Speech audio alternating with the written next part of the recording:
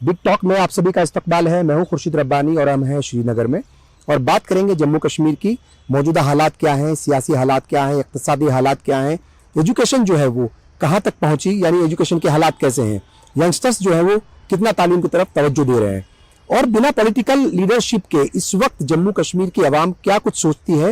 इन्हीं तमाम मसलों पर बात करेंगे और आर्टिकल 370 खत्म होने के बाद किस तरीके से यहाँ के लोगों की जो सोचो फिक्र है वो बदली है, क्या कुछ उनके जहनों में चल रहा है, किस तरह के हालात बन रहे हैं और कैसे अगर हालात खराब है तो उन्हें और कैसे बेहतर किया जा सकता है। इस मसले पर बात करने के लिए कई खास मेहमान मेरे साथ मौजूद हैं।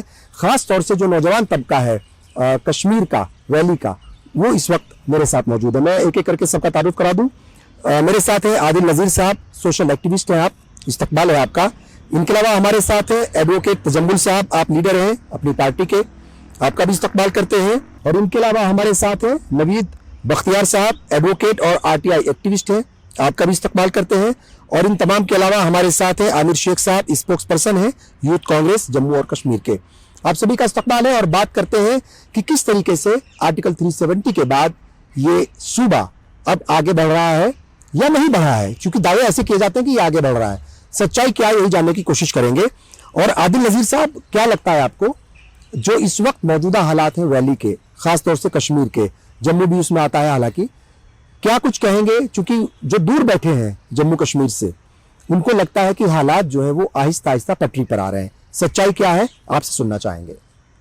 खुर्शीद साहब, अगर मैं एक लाइन में बोलूं कि आर्टिकल 370 हटाने के बाद जब 5 अगस्त 2019 को एक बड़ा फैसला लिया गया था और नारा दिया गया था कि हम जम्मू कश्मीर को बदल देंगे, उसको तरक्की की राह पे लेके आएंगे, वो वहाँ जो डेवलपमेंट की जो गाड़ी है वो इस वजह से रुकी थी। लेकिन आज जब हम 3 साल के बाद बात करते हैं, मेरा ये मानना है पर्सनली, या आप ग्राउंड पे जा सकते हैं, देख सकते हैं, प्रैक्टिकली आप ये प्रूव चेक कर सकते हैं कि क्या सिचुएशन बदली है। आज के डेट में मैं कह रहा हूँ कि जम्मू कश्मीर जितनी डार्कनेस में आज है, शायद वो 90s के दशक में जब मिलिटेंसी पीक पे थी तब भी उधर नहीं था। आज जिस हालात में है, चाहे आप हेल्थ सिस्टम की बात करेंगे, वो खुद ही वेंटिलेटर पे है तो वो पेशेंट्स को क्या करेगा, चाहे आप एजुकेशन सिस्टम की बात करेंगे, वो आपको खुद पता चल जाएगा किस तरह से ऑल इंडिया लेवल के हिसाब से अगर हम कंपैरिजन में देखेंगे जम्मू कश्मीर के हालात कैसे हैं।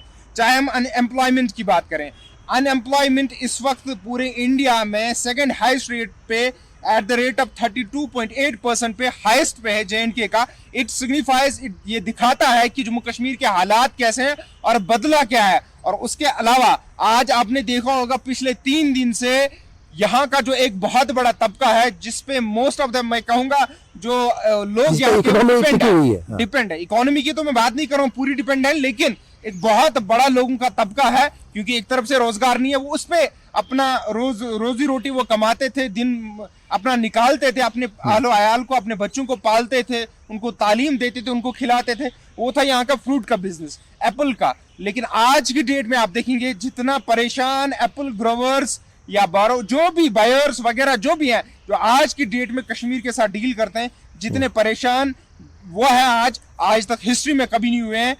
इस बार देखा जा रहा है सबसे ज्यादा ह्यूज लॉस हुआ है एप्पल कारोबारियों का में। तो ये हालात है जम्मू कश्मीर की। अगर आप इन ब्रॉडर सेंस देखेंगे, जम्मू कश्मीर डार्कनेस में चला गया है।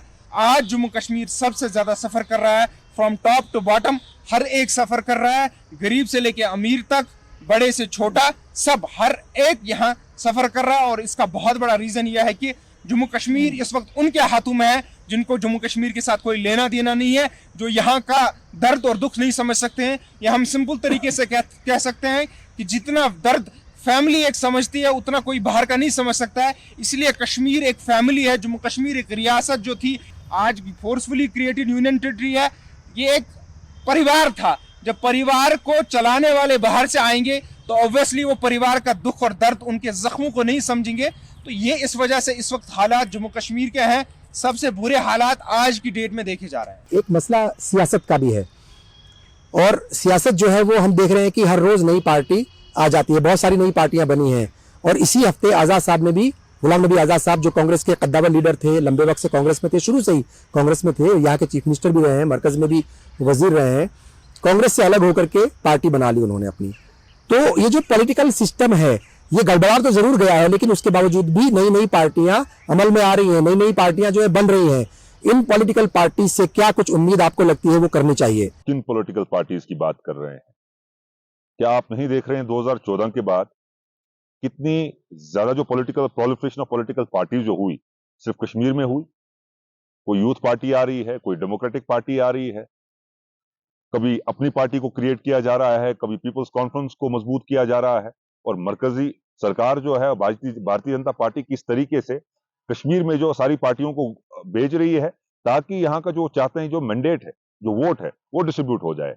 अब जहां तक आप आजाद साहब की बात करते हैं, पहले तो मैं उनको गुलाम नबी भट्ट के नाम से बोलता हूं। क्यों? क्योंकि गुलाम नबी आजाद उसको किसने बनाया, कितने चुनाव उन्होंने जम्मू कश्मीर से लड़े और कश्मीर से कितने चुनाव उन्होंने जीते। तो ये जो बातें हैं, मैंने पहले भी कहा था कि जो 2 आंसू नरेंद्र मोदी ने पार्लियामेंट में बहाए थे, तो उन्हीं आंसुओं में हमारे गुलाम नबी भट्ट साहब भी बह गए। अगर आप आवाम से बात करेंगे, सबको पता है कि यहाँ पे ये क्या हो रहा है, सबको पता है कि ये पार्टियां क्यों बना दी जा रही हैं, सबको पता है कि किनको प्रोटोकॉल बचाने के लिए, अपने बंगलों को बचाने के लिए, अपने गवर्नमेंट अकोमोडेशन को बचाने के लिए। आप देख रहे हैं कि हमारे तंजीम का जो चीफ है, उसके साथ कितनी सिक्योरिटी है, मेरे साथ कितनी सिक्योरिटी, और इनके छोटे छोटे जो वर्कर हैं उनके साथ कितनी सिक्योरिटी है। तो उसी प्रोटोकॉल को बचाने के लिए इनको, मुझे लगता है कि आराम करना चाहिए था। लेकिन बदकिस्मती की बात है, इनको अभी भी इक्तदार की लालच जो है वो इनको बैठने नहीं दे रही है। ये अभी भी ख्वाब जो देख रहे हैं, ये इस खेमे से उस खेमे में जा रहे हैं, उस खेमे में इनको लगेगा कि वहां पे नहीं मिला तो किसी और खेमे में चले जाएंगे। तो ये असल में एक ही खेमा है, असल में ये भारतीय जनता पार्टी का खेमा है, जिसमें गुलाम नबी भट्ट साहब गए हैं। और जितने भी पिछले आप देखा, चाहे वो अपनी पार्टी हो, चाहे वो पीपल्स कॉन्फ्रेंस हो, चाहे वो अब जो आप कहते हैं डेमोक्रेटिक आजाद, उसमें भी अपने नाम को आप देख लीजिए कि किस तरीके का एक जो खुमार है खुद में कि मैं एक बहुत कदावर लीडर हूं। कदावर लीडर नहीं है। उनको मैं याद दिलाना चाहता हूं जब उनकी जमानत जब्त हुई थी। उनको ये भी याद दिलाना चाहता हूं कि जब वो जनरल सेक्रेटरी बने थे, यूथ कांग्रेस के प्रेसिडेंट बने थे, जब वो एलओपी लीडर ऑफ अपोजिशन बने थे और चीफ मिनिस्टर बने थे, किसने बनाया था? क्या उनकी वो अपने जो उनने क्या वोट लिए थे? क्या उन्होंने यहां से कोई इलेक्शन जीता था? लेकिन उनको एक अच्छे चीफ मिनिस्टर के तौर पर याद करती है यहाँ की आवाम, ये भी सच्चाई है। देखिए, कांग्रेस ने उस वक्त जो है गुलाम नबी आजाद साहब को, गुलाम नबी भट्ट साहब को आगे किया, और जितनी कांग्रेस की मरकजी सरकार की तरफ से जम्मू कश्मीर के लिए जो था वो मिला, तो हम ये नहीं कहेंगे कि ये गुलाम नबी भट्ट साहब ने, या जो इसको आप आजाद साहब कहते हैं, उन्होंने दिया है। उन्होंने नहीं दिया, ये कांग्रेस की सरकार थी, और कांग्रेस की सरकार ने जम्मू कश्मीर को किस तरीके से रखा था, किस तरीके से चलाया था, ये हुनर जो है सिर्फ कांग्रेस पार्टी के पास था। और आजाद साहब आप देखते हैं कि वो जो है, उन्होंने कोई इंतखाबात, किसी चुनाव में यहाँ पे उस तरीके से जीता नहीं था, और बाकी रियासतों से टिकट मिली। अब जरूरत थी कि वो कांग्रेस को वापस कुछ देते, लेकिन बदकिस्मती की बात है, ये पहली बार नहीं हुआ है। क्या मुफ्ती मोहम्मद सईद हमारी तंजीम से नहीं निकले? क्या उससे कांग्रेस पार्टी खत्म हुई? क्या ममता बनर्जी हमारी तंजीम से नहीं निकली? क्या शरद पवार जी हमारे तंजीम से नहीं निकले? तो देखिए बहुत सर, सारे ये ऐसे ना ये हालांकि हम किसी और मसले पर बात कर रहे हैं, लेकिन रुख जो है वो दूसरी तरफ जा रहा है। कांग्रेस की यही सबसे बड़ी प्रॉब्लम है कि उसके यहाँ से जब कोई लीडर जाता है पार्टी छोड़ करके, उसको लगता है कि तो छोटा लीडर था, इससे क्या फर्क पड़ेगा। यही वजह है कि आंध्र प्रदेश में जो है अब जो चीफ मिनिस्टर है वो कांग्रेस पार्टी के जो कद्दावर लीडर थे उनके बेटे हैं आज चीफ मिनिस्टर। उनको बहुत हल्के में लिया गया। कुलदीप बिश्नोई चले गए, ज्योतिरादित्य सिंधिया चले गए, एक के बाद एक लंबी फहरिस्त है। और जो पाटीदार नेता है गुजरात के, वो चले गए। लेकिन आपकी प्रॉब्लम ये है, यानी कांग्रेस पार्टी के लीडर्स की, कि वो हर जाने वाले लीडर को कहते हैं इसके हमारी पास क्या प्रॉब्लम था, नहीं है। आपको इसके बताना पास क्या चाहता था। हूं, देखिए, मैं आपको बताना चाहता हाँ, हूं, अभी हाँ, हमने इक़्तिदार को देखा नहीं है। मैं एक नौजवान लीडर हूं, मैंने कोई इक़्तिदार को देखा नहीं है। जी, तो आप जो कह रहे हैं कि हम किसी को हल्के में ले रहे हैं, अब हाँ। कोई जाना चाहता है, तू छोड़ के जा रहा है, जा, इसमें खता तेरी क्या? हर शख्स तो हमारा साथ निभा नहीं सकता। इस वक्त जो पूरे मुल्क में जो बहरान चल रहा है, जो परेशानी चल रही है, जी, अगर आप देखेंगे, चाहे मैं मिनॉरिटीज की बात करूं, नमाजों पर बैन है, अजानों पर बैन है, हिजाब पर सियासत है, खाने पीने पर सियासत है। आप देख रहे हैं कि किस तरीके से लिंचिंग हो रही है, हर दलितों के साथ किस तरीके से इस्तेसाल किया जा रहा है, कश्मीरियों के साथ क्या किया जा रहा है। आज ही आपने देखा, फरमान जारी हुआ है, कोई कह रहा है कि ईदगाह में कैंसर हॉस्पिटल बना दिया जाएगा और इस्लामिक यूनिवर्सिटी को वो अपने तहवील में ले लेंगे। तो ये क्या हो रहा है? जब ऐसा बहरान, जब ऐसी फैसिस्ट रिजीम जब होगी, तो ऐसा होता है, जो जिनके अंदर वो लालच कूट कूट के वो अंदर का जहर जो है वो जो खुल के आ जाता है, अंदर का जहर जब निचोड़ लेते हैं, तो जब वो शरीफ लोग जो बने बैठे हैं, तो वही खुल के आ गए। तो बहुत सारे ऐसे लालची लोग हैं जो बस अपने मुफाद को देखते हैं। वो जहां पर उनको मुफाद, जहां पे चिराग जला होगा, उनको लगता है कि हमारे खेमे में चिराग बुझ गया है, तो वो उसी तरफ चले जाते हैं। तो आप ये नहीं कहिए हम किसी को हल्के में लेते हैं। इस मुल्क को कांग्रेस की जरूरत है, और कांग्रेस जब तक यहाँ पे नहीं आएगी, ये जो जुल्म का आलम है, परेशानी का आलम है, तज्जुब का आलम है, आप देख रहे हैं फिजाओं में खौफ है। यहाँ के नौजवान जो है बेरोजगार हैं, परेशानी में है, ड्रग्स में मुबतला है, यहाँ की हमारी बहनें जो हैं वो परेशान हैं, तो आप कौन सी बात कर रहे हैं कि हम हल्के में ले रहे हैं? हल्के में नहीं ले रहे हैं। ठीक है, पहली बार ऐसा हुआ था कि इतने बड़े ठीक है। वक्फा हुआ कि कांग्रेस इक़्तिदार में नहीं रही, तो अब जरूरत थी जिन्होंने इस इक़्तिदार का मजा लिया, जिन्होंने बड़े बड़े पद और बड़े बड़े ओहदे संभाले, अब जरूरत थी कि वो कांग्रेस को और इस अवाम के लिए खड़े हो जाते, लेकिन बदकिस्मती की बात बुरे है वक्त में उनकी साथ निभाना लॉलेज से चाहिए था उनको बहा उनको। लिया। तजम्मुल साहब क्या कहेंगे आप, चूंकि एक पॉलिटिकल पार्टी से आप जुड़े हुए हैं और ये जो हालात बने हैं ये एक दिन में नहीं बने हैं, ये जो कुछ भी हुआ ये आहिस्ता आहिस्ता जो है चीजें क्रिएट की गई और सबको पता था, पॉलिटिकल पार्टीज को भी पता था कि आर्टिकल 370 का क्या कुछ होने वाला है, क्योंकि बीजेपी के जो मैनिफेस्टो था उसमें साफ तौर पर लिखा हुआ था। क्या कहेंगे, क्या यहाँ की पॉलिटिकल पार्टीज जो हैं वो फेल हुई है, उनका फेलियर माना जाएगा? देखिए, अगर हम 370 की बात करें तो जी। ये चीज़ें पब्लिक के डोमेन में नहीं है। हाँ। आर्टिकल 317 के 44 अमेंडमेंट्स इससे पहले भी होता है। हम कहते हैं कि आर्टिकल 317 5 अगस्त को इसका एब्रोगेट किया गया 370 को। 44 अमेंडमेंट्स हुए हैं जब इससे पहले जो गवर्नमेंट्स थी, लैंड ग्रांट बिल, GST। तो कहीं ना कहीं अगर हम ये देखें कि आर्टिकल 370 के बाद अगर हम देखें कश्मीर, जैसे बीजेपी का नारा है कि एक नया कश्मीर आया है, एक नया कश्मीर हम बनाने जा रहे हैं। बिल्कुल मैं इस चीज़ को मानने के लिए तैयार हूँ, मगर चीज़ें जो हैं, things will not change over a night, it takes time. वक्त लगता है, हर चीज़ को वक्त लगता है। अगर हम यहाँ की सिस्टम की बात करें, एक सिस्टम में एक ट्रांसपेरेंसी आई है। मैं इस बात पे पूरा एग्री करता हूँ कि आर्टिकल 370 के बाद सिस्टम में एक ट्रांसपेरेंसी आई है, सिस्टम में एक बदलाव आया है। और जो यहाँ का पॉलिटिकल सेटअप था 370 के बाद, एक हम कहेंगे एक जो खानदानी राज था, जी। एक आम इंसान की सुनवाई नहीं हो रही थी, एक कॉमन इंसान का एक आउटरीच नहीं था। उस चीज़ में ज़रूर एक बदलाव आया है। उस चीज़ में एक नई सोच, एक नई, जैसे हम बात करें कि नई पॉलिटिकल सेटअप, नई पीढ़ी को पनपने का एक मौका मिल रहा है। वो ये चीज़ें हमने 370 के बाद देखी। अब 370 क्या था हमारे लिए, एक दीवार। उस चीज़ में हमें देखना है पहले कि 370 को अगर खोखला किया था यहाँ पे, वो किन लोगों ने किया था, उन पे हम क्यों नहीं बात कर रहे हैं, सही। उनको क्यों नहीं हम देख रहे हैं। अमीर शेख साहब, जो हालात हैं इस वक्त कश्मीर के, उसको लेकर के हर कोई तशवीश का इजहार कर रहा है, परेशानी के आलम में है कश्मीरी अवाम। तो किस तरीके से आप मौजूदा हालात को देख रहे हैं और 2019 के बाद के हालात जो है वो किस तेजी के साथ बदले? पहले तो आप खुद ही कह रहे हैं कि कश्मीर में परेशानी का आलम है, और 2018 की बात क्या करते हैं। मैं तो ये कहता हूं कि 2014 के बाद जब भारतीय जनता पार्टी की इस मुल्क में तशरीफ आवरी हुई, खासकर जम्मू कश्मीर में, जब उन्होंने पीपल्स डेमोक्रेटिक पार्टी के साथ सरकार बनाई, और उसके बाद जो उनके मंसूबे थे और जो साजिशें उन्होंने तैयार की थी यहाँ की आवाम को कमजोर करने की, और खासकर अकलियत जो हमारे माइनॉरिटीज हैं, माइनॉरिटीज के खिलाफ किस तरीके की सियासत की गई, मुसलमानों को परेशान किया गया, दलितों के खिलाफ सियासत की गई, तरक्की का कोई नामो निशान नहीं है और लोगों को वर्गलाया गया। आप अगर ये कहेंगे कि एक मजहब की बुनियाद पर सियासत की गई, जो हिंदुस्तान का आईन, जो एक सेकुलरिज्म जो है उसको बेसिक फीचर कहता है, लेकिन मजहब की बुनियाद पर सियासत की गई।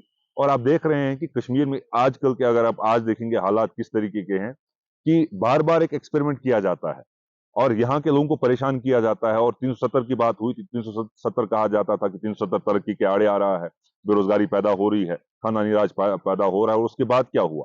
क्या यहाँ पे तरक्की हुई? क्या यहाँ पे जो बाकी मामला थे वो हल हुए? क्या आतंकवाद कम हुआ?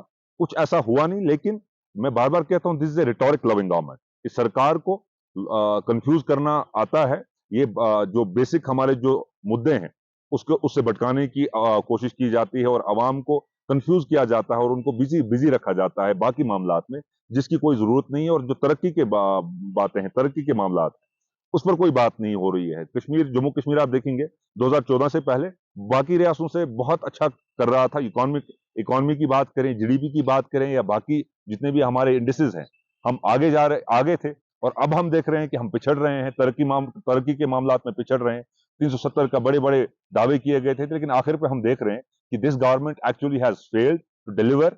और आने वाले वक्त में आप इंशाल्लाह देखेंगे, जब भी चुनाव होंगे, चुनाव से तो ये डर रहे हैं, चुनाव ये करना नहीं चाहते। जब तक इनको लगता नहीं, ये पूरा वो सिस्टम जो इन्होंने करप्ट यहाँ के इदारों को इस्तेमाल किया जा रहा है, यहाँ के इदारों को गलत तरीके से, यहाँ के लीडरान को परेशान किया जा रहा है, इदारों को, चाहे वो ईडी हो, चाहे वो CBI हो, या बाकी इदारे हो, सबको इस्तेमाल किया जा रहा है यहाँ की अपोजिशन को, यहाँ के लीडरान को परेशान करके वो दबा के, ताकि वो उनके खेमे में चले जाए।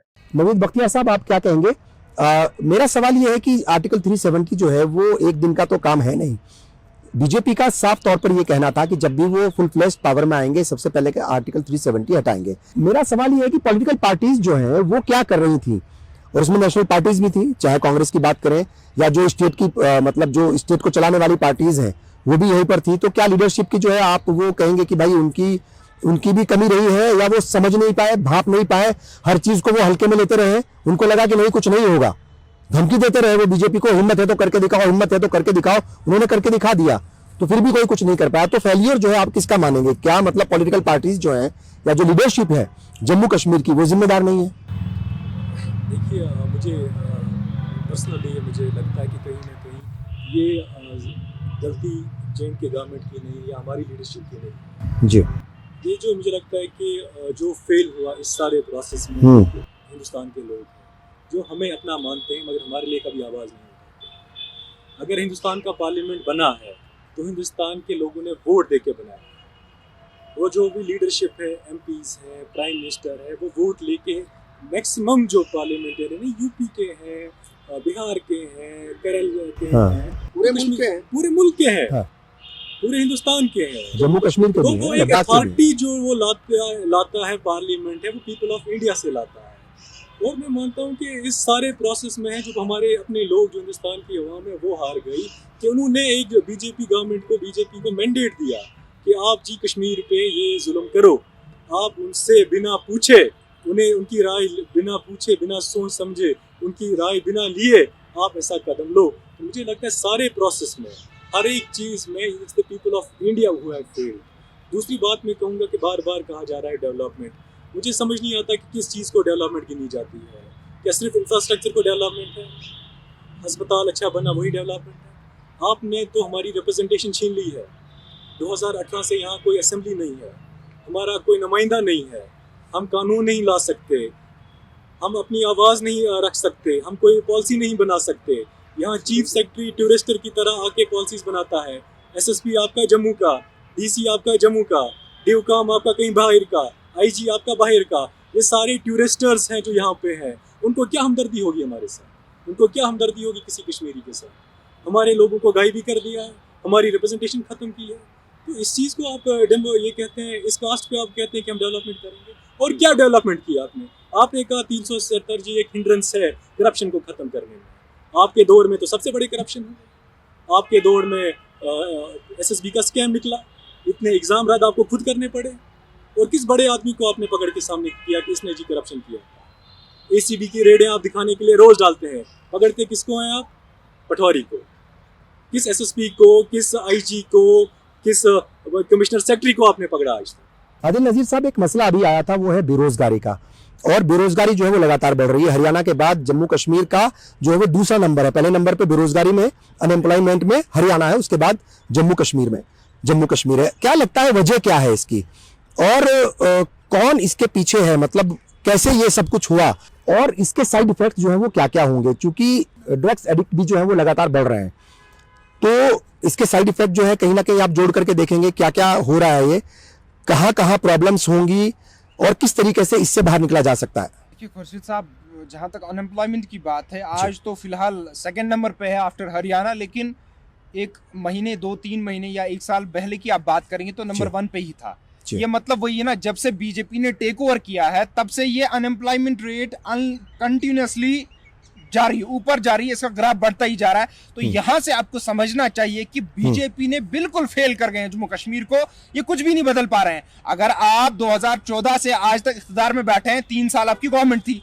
उसके बाद आपका LG साहब का शासन है, प्रेसिडेंट रूल चल रहा है, लेकिन चला तो आप ही रहे हैं ना, बीजेपी चला रही है, सेंटर से वही चला रहे हैं। लेकिन आज की डेट में जब अनएम्प्लॉयमेंट रेट हाईएस्ट पे है, जबकि यहाँ के बहुत सारे सिस्टम हैं जहां आप कर सकते हैं प्रोड्यूस, आपने जो भी एग्जाम्स यहाँ कराए उनको आपने स्क्रैप कर दिया by saying that there is corruption. If there is corruption तो ये आपके मुंह पे सबसे बड़ा दब्बा है, क्योंकि करप्शन है तो आप ही करा रहे हैं ना, आपका सिस्टम ही करप्शन कर रहा है। तो आपको ये चीज खुद देखनी पड़ेगी। और दूसरी बात, जितना अनएम्प्लॉयमेंट बढ़ेगा ऑब्वियसली लोग डिप्रेशन में जाएंगे, बच्चे डिप्रेशन में जाएंगे। यहाँ सबसे ज्यादा PhD होल्डर्स हैं जो अनएम्प्लॉयड हैं, यहाँ सबसे ज्यादा PG होल्डर्स हैं, जो अनएम्प्लॉयड है, अगर हरियाणा और जम्मू कश्मीर का कंपैरिजन इस लेवल पे भी किया जाएगा, यहाँ सबसे ज्यादा educated youth of Jammu Kashmir जो है इंडिया में सबसे ज्यादा अनएम्प्लॉयड है, तो वो ऑटोमेटिकली फिर गलत रास्ते पे जाता है, क्योंकि जब उसका दिमाग बेचारे का फेल हो जाता है, क्योंकि खाने को कुछ नहीं है। 18 साल 20 साल 30 साल पढ़ाई करना कोई छोटी बात नहीं है, पीएचडी हासिल करना, पोस्ट डॉक हासिल करना कोई छोटी बात नहीं है। उसके बाद जब 10 रुपया कमाने को नहीं हो तो वो ऑब्वियसली ड्रग्स करेगा, वो ऑब्वियसली गलत रास्ते की तरफ जाएगा।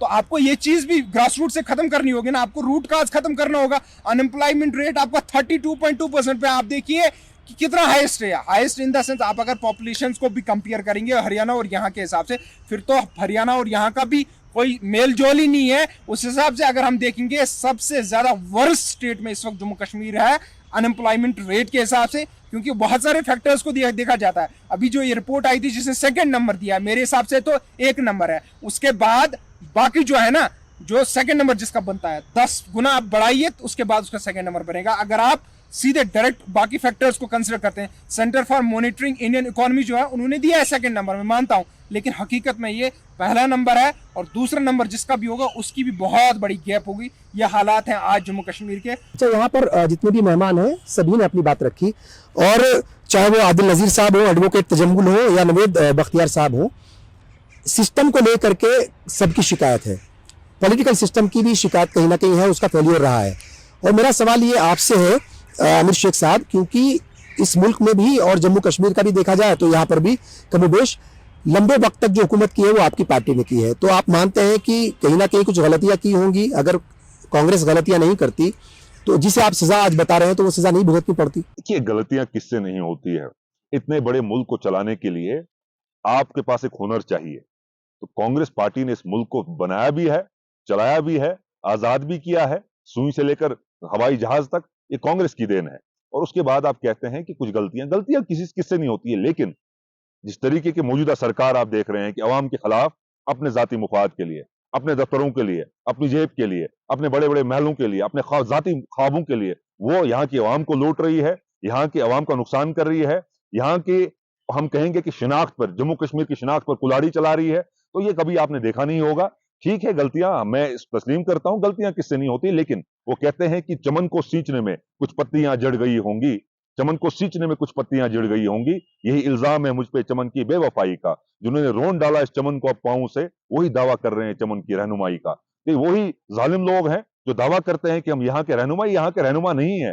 ये कोशिश कर रहे हैं कि जब तक हिंदुस्तान की अवाम अनपढ़ रहेगी तो इनकी सरकार चलेगी, जबकि हिंदुस्तान में जब तक यहाँ पर राइट्स चलेंगे, हिंदू मुसलमान होगा, इंसान इंसान के खिलाफ, आदमी आदमी के खिलाफ लड़ेगा, तो इनकी सरकार चलेगी, ये कामयाब होंगे। जिस दिन यहाँ पे इतिहाद लोग दिखाएंगे, हिंदू मुसलमान एक हो जाएंगे और इस मुल्क के हम कहेंगे कि उस तरक्की के बारे में, तहफ़्फ़ुज़ के बारे में सोचेंगे, तो ये जो है भारतीय जनता पार्टी सिर्फ जम्मू कश्मीर से नहीं, पूरे मुल्क से हम इनको उखाड़ेंगे और इंशाल्लाह जम्मू कश्मीर से ही इनकी शुरुआत हो जाएगी। तजम्मुल साहब, एक अहम बात यहाँ पर ये आई है कि जो भी हालात बने हैं, जैसे मैंने पहले भी कहा, वो एक दिन में नहीं बने, तो पॉलिटिकल फेलियर जो है, पॉलिटिकल लीडरशिप का जो फेलियर है वो छिपा नहीं है किसी से। एक अहम बात यह है कि जो भरोसा है हिंदुस्तान की आवाम का, वो कश्मीरी आवाम जीत नहीं पाई, और हमेशा ये शिकायत रही है कि कश्मीरी आवाम जब भी किसी प्रॉब्लम में रही है, किसी दिक्कत में आई है, तो हिंदुस्तान की तरफ से, या जो हिंदुस्तानी आम आवाम है वो कोई भी हो, उसकी तरफ से आवाज़ नहीं उठती। आपको क्या वजह लगती है, बड़ी वजह क्या है कि ये जो भरोसा है ये क्यों नहीं बन पाया? मैं इस बात पे कभी एग्री नहीं करता हूँ। भरोसा है। हाँ। अगर हम देखें कश्मीर को, कश्मीर में कश्मीर जो है बाय चॉइस हिंदुस्तान के साथ रही है, तो जो कश्मीरी का भरोसा है हिंदुस्तान पे वो बहुत ज़्यादा है जी। अब जो फेलियर है लीडरशिप का रहा है यहाँ पे जनाब, जो पिछली लीडरशिप रही है पिछले 30 सालों से, उनका फेलियर रहा है। क्या वो एक आउटरीच नहीं रहा आम इंसान तक? अगर हम देखें यहाँ पे जो इनिशिएटिव चला लास्ट टाइम, हर घर तिरंगा, तो हर घर तिरंगे में हर कश्मीरी ने झंडा उठाया, हर कश्मीरी ने झंडा तिरंगा लहराया। ये हमने जब भी हिंदुस्तान की बात आई तो कश्मीरी हमेशा लेके खड़ा है।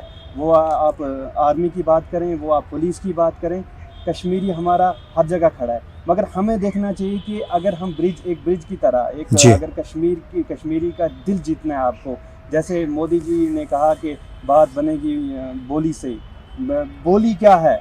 दिल जीतना, आपको कैसे जीतना है कश्मीरी का दिल, वो चीज़ों पे आपको क्लियर करना है अपने आप को। आदिल नज़ीर साहब, ये क्या आप एग्री करेंगे इस बात से कि जो कश्मीरी अवाम है उसकी जो इमेज है वो ख़राब हुई है पिछले दिनों, और वो मीडिया के ज़रिए भी ख़राब की गई है, सोशल मीडिया के ज़रिए भी ख़राब की गई है, या फिर कुछ इंसिडेंट्स ऐसे हुए कि जिसकी वजह से ऐसा हुआ?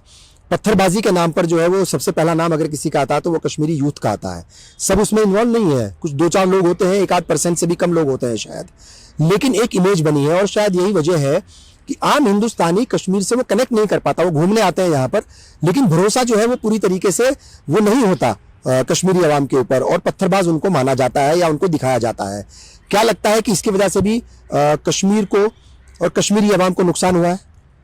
खुर्शीद साहब, आपने सवाल थोड़ा सा उल्टा किया। आप कह रहे हैं कि हिंदुस्तान की आवाम को कश्मीरियों पे भरोसा नहीं, लेकिन मैं कह रहा हूं कि कश्मीर की आवाम को भरोसा नहीं है, और ना आज तक हिंदुस्तान की आवाम, ना कोई हिंदुस्तान का सियासतदान, चाहे वो कांग्रेस हो, चाहे वो बीजेपी हो, चाहे वो कोई भी पॉलिटिकल लीडरशिप आई हो सेंटर में, आज तक वो जम्मू कश्मीर की आवाम का दिल नहीं जीत पाई है। तो सवाल ये उल्टा है, क्योंकि हमारा वाजपेयी साहब के बारे में आम कश्मीरी कहता है कि वो भी पॉजिटिव स्टेप्स उठाए, वो आज भी याद किए जाते हैं। जब भी कोई अच्छा काम किया गया उसको कभी भी नहीं डिनाई किया गया, और न करना चाहिए, ना मैं वैसा इंसान हूं, मैं करूंगा जो अच्छा काम किया जाए। अगर 2019 के बाद या जब से 2014 के बाद बीजेपी ने टेक ओवर किया, पीडीपी के साथ पहले थे, उसके बाद 2018 में जब इनने असेंबली को भंग कर दिया, उसके बाद आज 2022 चल रहा है, सितंबर का महीना चल रहा है, आज तक मुझे बताइए जम्मू कश्मीर में कितने नए हॉस्पिटल्स बने, कितने नए स्कूल्स बने, कितने नए बड़े प्रोजेक्ट्स आए?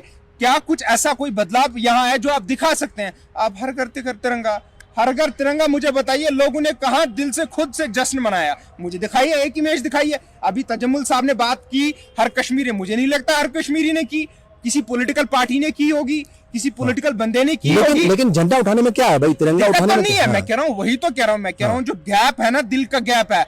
जब दिल का गैप नहीं रहेगा तो ऑटोमेटिकली सब उठाएंगे, तब आपको सिक्योरिटी की जरूरत नहीं पड़ेगी। आपने बुलवाड़ पे ले रहा है, आपने हर जगह ले रहा है, मैं मानता हूं, लेकिन आपने हर जगह देखा होगा कोई ना कोई बंदा वहां यूनिफॉर्म में खड़ा था, या तो वो पुलिस के रूप में था, या तो आर्मी के रूप में था, या किसी भी सिक्योरिटी फोर्स की एजेंसी के रूप में था। मैं ये कह रहा हूं ना कि ये आपको समझना है। देखो, आपको यहाँ मेरे को बजाय क्रिटिसाइज करने की ये गलत बोल रहा है कि आपको देखना चाहिए ग्राउंड पे कि ये सच्चाई है, हमें और काम करने की जरूरत है, हमें दिल जीतना होगा, तब जाके कश्मीरी खुद निकले। कोई दहशत नहीं हो, कोई खौफ नहीं हो, कोई पैलेट नहीं हो, कोई गोली नहीं हो, तो तब जाके कुछ माना जा सकता है। आज की डेट में मैंने आपको क्लियरली कहा ना, ये कह रहे हैं कि पिछले 70 साल में ये हुआ वो हुआ। मेरे भाई, पिछले 70 साल में जब जम्मू कश्मीर और इसका हिंदुस्तान का कोई वास्ता नहीं था, जब न्यू दिल्ली और कश्मीर का कोई वास्ता नहीं था, जब हिंदुस्तान और पाकिस्तान बना था, इंस्ट्रूमेंट ऑफ एक्सेशन फिर अक्टूबर में साइन हुआ, 27-28 अक्टूबर को साइन हुआ।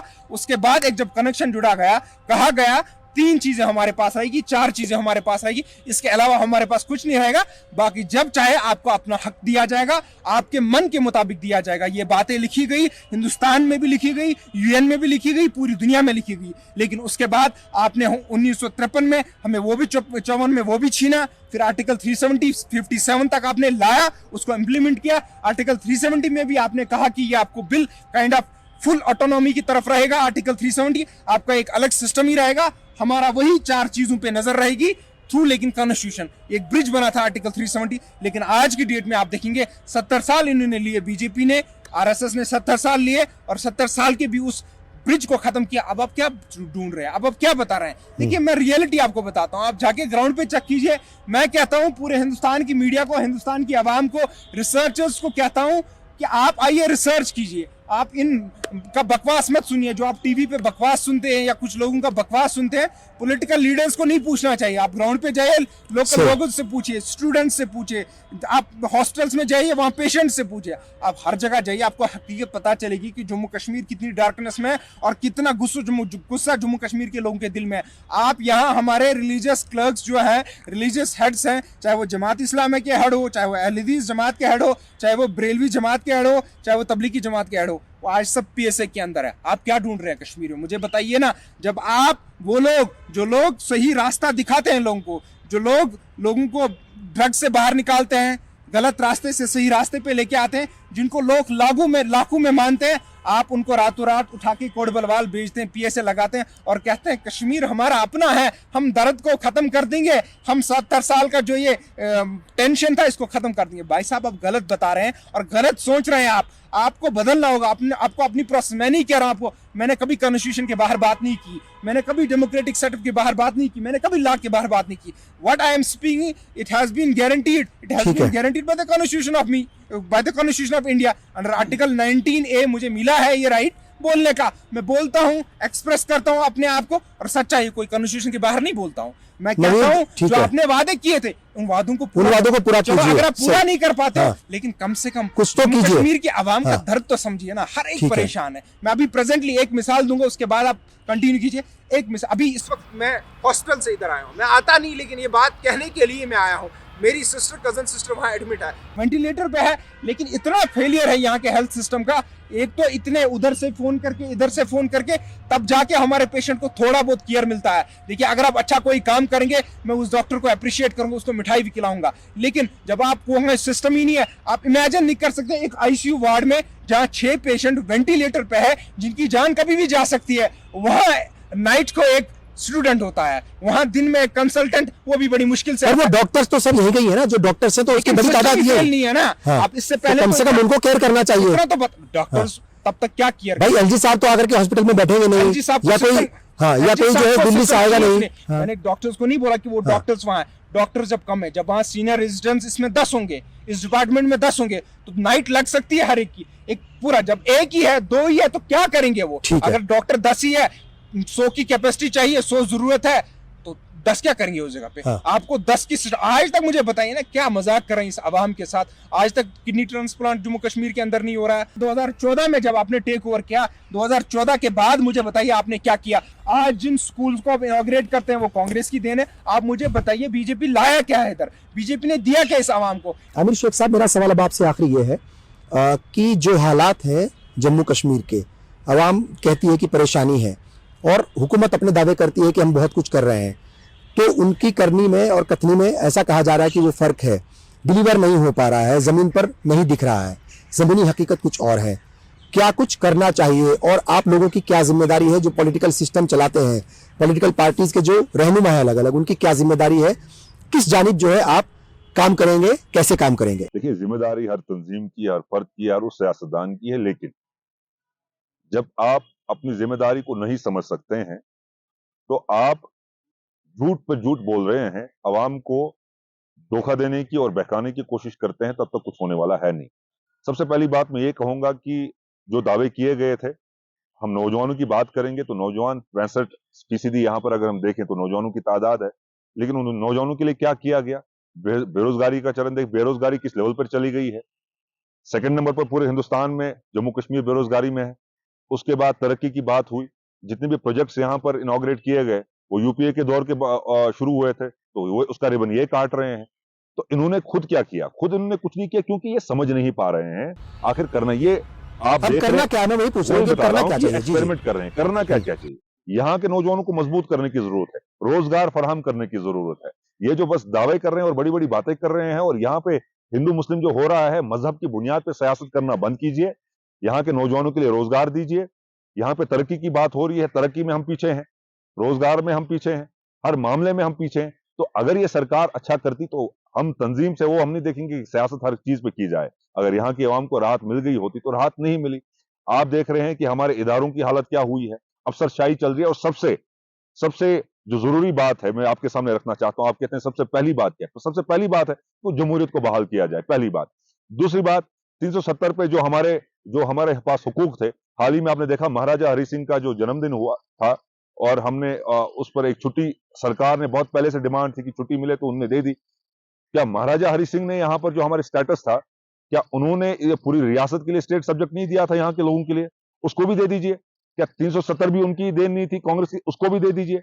और जो यहाँ पे जमीनी हकूक थे, जो हमारे सिक्योर जॉब्स थे, उसको भी दे दीजिए। छुट्टी देने से क्या होगा?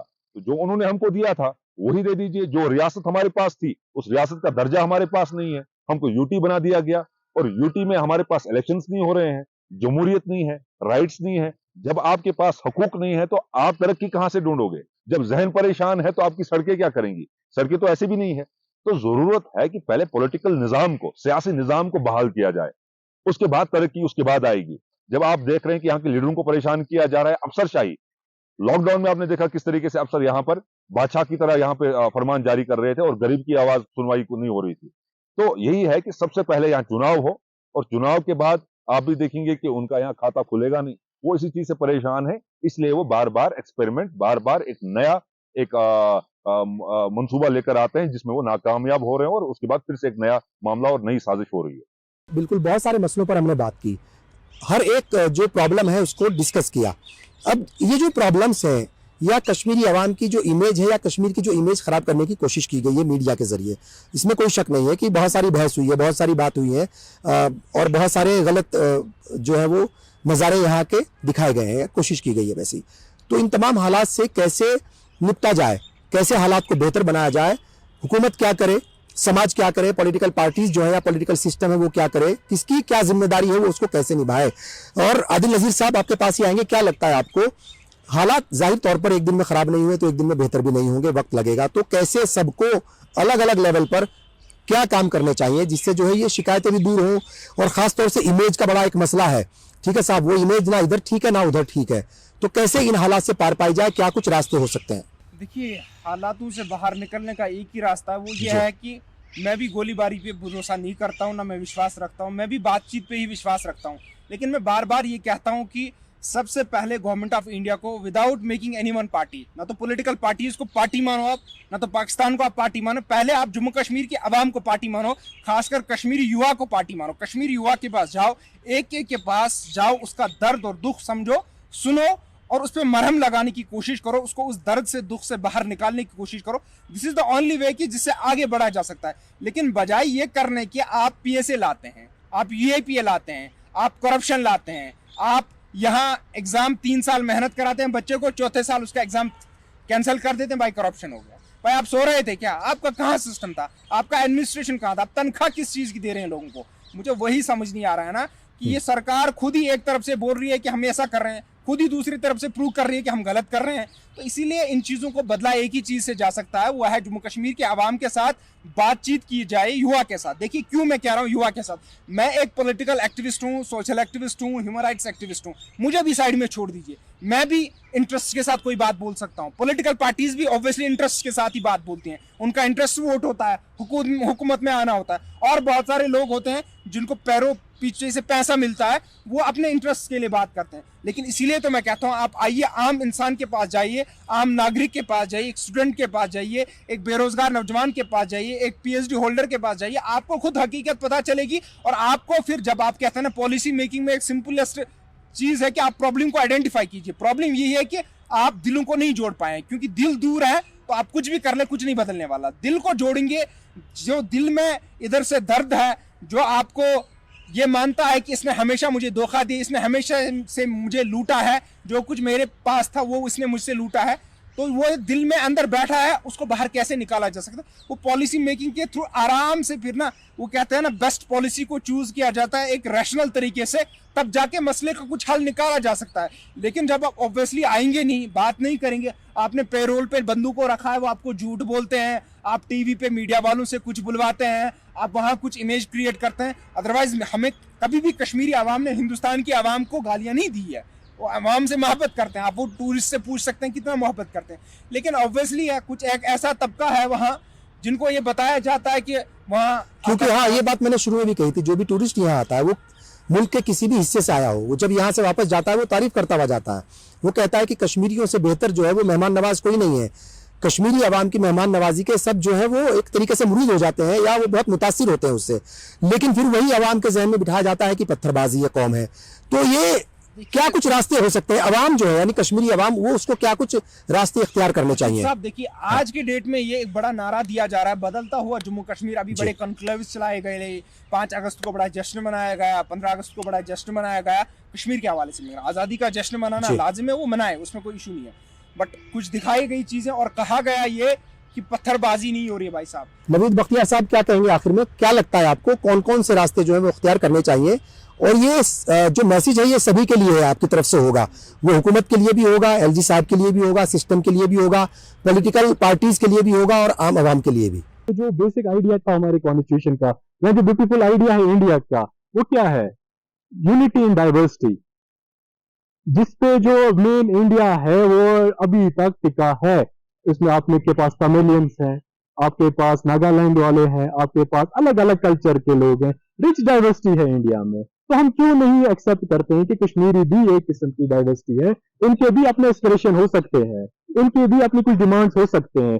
सबसे बेसिक और पहली चीज मुझे लगता है कि मौजूदा सरकार को है वो यही समझनी है कि ये एक अलग किस्म का कल्चर है, अलग किस्म की डाइवर्सिटी है जो आपके साथ रहना चाहती है, मगर कुछ शर्तों के साथ रहना चाहती है और आपको वो शर्तें फुलफिल करनी है। ठीक है, तजम्मुल साहब क्या कहेंगे? ये जितनी भी बातें हुई हैं, जाहिर तौर पर आप एक तरीके से देखा जाए जो सिस्टम है उसके हिमायती भी हैं और मरकजी हुकूमत को भी आप ना एक पॉजिटिवली मैसेज देने की कोशिश कर रहे हैं। तो क्या कुछ मैसेज होगा तमाम लोगों के लिए, हुकूमत के लिए भी, सिस्टम के लिए भी, एलजी साहब के लिए भी और यहाँ की आवाम के लिए भी? आम इंसान की मैं बात करूँ, मैं किसी पॉलिटिशियन की बात नहीं कर रहा हूँ, मैं किसी ब्यूरोक्रेट की बात नहीं कर रहा हूँ, मैं एक आम इंसान की बात कर रहा हूँ। उसके दिल में क्या है, वो क्या सोच रहा है हिंदुस्तान के बारे में, या हिंदुस्तान क्या उसके बारे में सोच रहा है। उस चीज़ को ना हमें एक क्लियरली, एक कहते हैं ना, मतलब एक अच्छा सा एक मौका दिया जाए, मतलब आम इंसान की बात करते हैं कि जो वोट है ना वो एक आम इंसान डालता है। तो उस चीज़ की सबसे बड़ी कीमत जो होती है उसके वोट की होती है।